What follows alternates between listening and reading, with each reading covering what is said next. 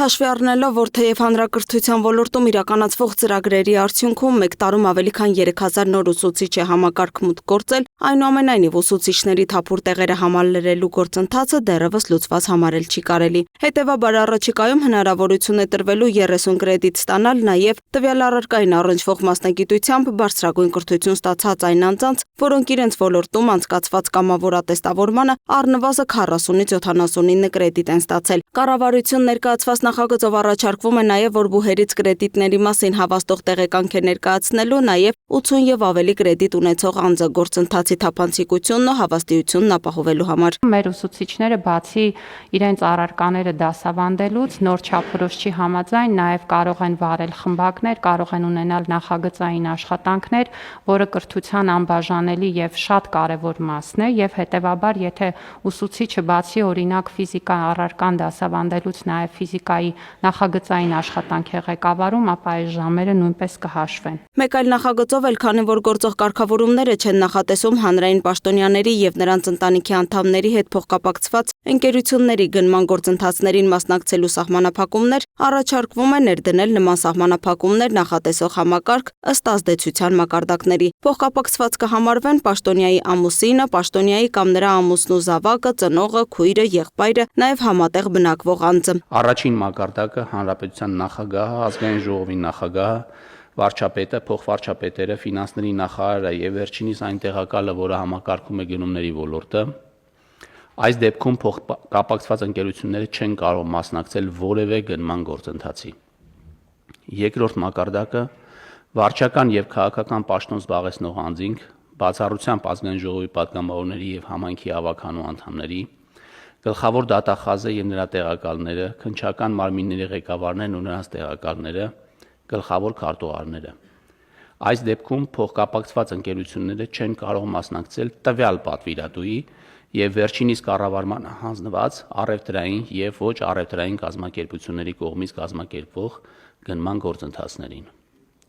Երրորդ մակարդակը անկախ պետական մարմինների եւ ինքնավար մարմինների անդամները, այդ թվում Կենտրոնական բանկի նախագահը եւ նրա տեղակալները, մարդու իրավունքների պաշտպանը։ Այս դեպքում փոխկապակցված ընկերությունները չեն կարող մասնակցել տվյալ պատվիրատուի կողմից կազմակերպվող գնման գործընթացներին։ Փոխվարչապետ Մհեր Գրիգորյանը դիմելով ֆինանսների նախարարին առաջարկեց. Մենք չենք կարող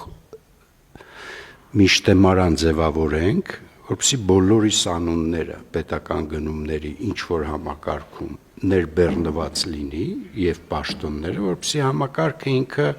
ֆիլտր դնի, թույլ չտա, որ շարժվի առաջ հայտը։ Որովհետեւ տեսեք, իրականության մեջ եթե օրինակ առաջի մակարդակի կամ որևէ մակարդակի ստոպ ֆակտոր կոչվածները գոյություն ունեն, ապա դրանք ռեգիստրում այդ անունները պետական ռեգիստրում երևալու են առնվազն ռեզիդենտ իրավաբանական անձանց։ Հիմա փոխգործելիության պարագայում ես կարծում եմ, որ հնարավոր է ձևակերպել շտեմարան, որ ժամանակի կորուս չլինի, էլի։ Ի վերջո հիպոթետիկ եմ ասում, կարող է պատահի որևէ պաշտոնատար անձ նույնիսկ չգիտի, որ իր հետ փոխկապակցված ընկերությունը մասնակցել է գնումների։ Ենթադրվում է, որ եթե պաշտոնյային փոխկապակցված իրավաբանական անձը մասնակցեց պետական գնումների, երկու տիպի առավելություն կարող է ստանալ։ Առաջին, մասնակցության փուլում, երբ որ որոշում է հաղթողը, բայց ֆինանսների նախարարության կողմից թվային այն գործիքակազմը, որ հիմա նախատեսվում է կիրառել, գործնականում կբացառի կամ շատ կնվազեցնի այդպիսի հնարավորությունը, երկրորդը պայմանագրի կառավարման փուլում։ Եվ պայմանագրի կառավարման փուլում են ի հայտ գալիս հիմնական խնդիրները, ինչ ձևով կարող է դրսևորվել, ուշացնում է պայմանագրով ստանձնած պարտավորությունների կատարումը, բայց այդ կազմակերպության նկատմամբ ավելի հանդուրժող են լինում, գիտենալով, որ նա փոխկապակցվածություն ունի։ Եվ այս կարգավորումը նրա համար, դա ինչ է նշանակում, դա նշանակում է, որ այդ եղանակով մասնակցությունը կարող է կազմակերպության համար ապահովել այնպիսի շահույթներ, որոնք որ այլ կերպ այդ կազմակերպությունը չէր ստանա, տուգանքներ կվճարեր